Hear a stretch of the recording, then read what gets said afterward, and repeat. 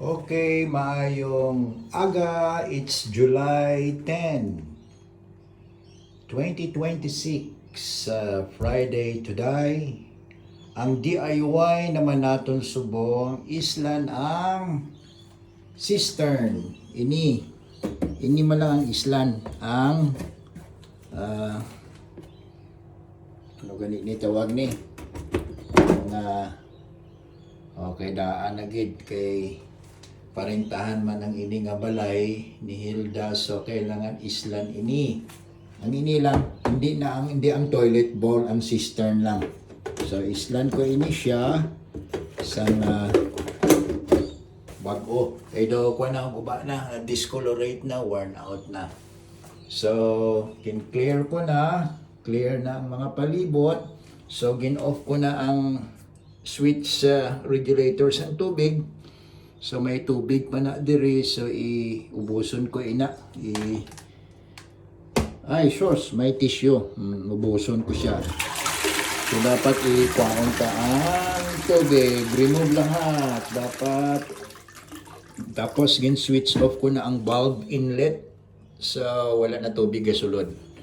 So islan ko ini siya. Pati ining toilet seat islan ini islan, pati ining cistern, except ang toilet bowl hindi ini islan.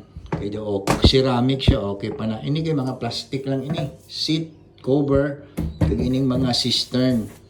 So wala na tubig. Ayan. Oy, sus. Ginabalayan na sang ilaga. Okay, islan ini. Maging brand new ini siya. Okay. And then, islan ko man ang faucet diri ni Hilda. Ini, okay pa niya siya. Wala pa nagalik. Pero gusto niya islan sang mas manami-nami. Kay parintahan niya ang ini nga balay. So, at least, manami ang offer sang rental fee per week, no? So panamiyo namon tanan. So ini islan kag ining cistern. Ining sa shower na islan ko na ni, brand new na ini siya. Ceramic ini siya nga hot and cold. So okay na ini siya. Nakuan ko na ni. Gwapo ang kuan niya. Ano. So okay ni siya, brand new na ni, ginislan ko ni siya. Pati ang shower. Pati ining sabunera, ginislan ko man ina siya. Mula na pang-islan ko kay for rental ang balay nga ini do namion naton para nami ang offer sa renting. So amo ni ang iilis ko, mga utod ko kay Kristo. Ready ko na diri amo na ang iilis ko sa cistern. Fix alu, amo nang iya karton. So amo ni ang mga cistern. Amo ni ang cistern nga iilis ko. Ara ang likod niya. At ang mga floater niya, ito mga switch niya da. So, ari may ara sa dala na nga cover seat, no, mga pipe niya. Mga piping sang Mr. Poo plumbing niya. Ara ang mga gaskets niya. Mga locks ang cover seats, gasket niya sa valve inlet kag outlet na siya para hindi mag-leak ang tubig. Okay, kag ini ang mga tools nga gamiton. Ara, prepare ko na. May mga pintel pin kay para sa marking. Pati ang leveler wala pa dira, i-level pa na Tapos atong sa faucet amo ni ang gusto ni Hilda, do gold. Na amo ni ang iilis ko. So amo ni siya kumatapos. Yan. So that's for the cold. Yan, cold. Ito naman ang sa hot. So gusto niya gold, grabe, gold plated. Siguro mga kuan ini 25k nga gold. Yan.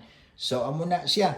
Pati ning iyang brace hose, islan ko man bag-o ang hot kag cold. So amo na siya.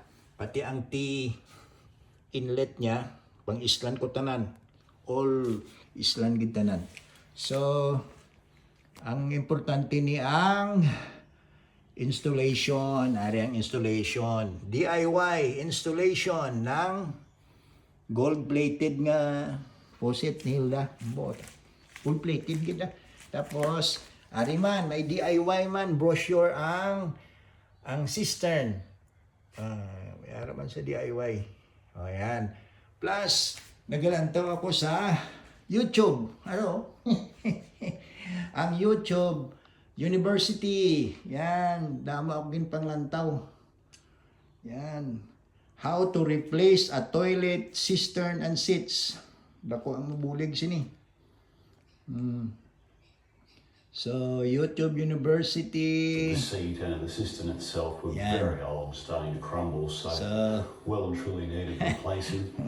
Muni, Whatever your reason for replacing yours, damo this is akong how you do it. panglantaw So you na won't how need to a lot of replace tools, really. cistern, toilet And the seats. optimal Makahatag stone, lang sa decent giya. size one, Mga tools ang ginakuha niya.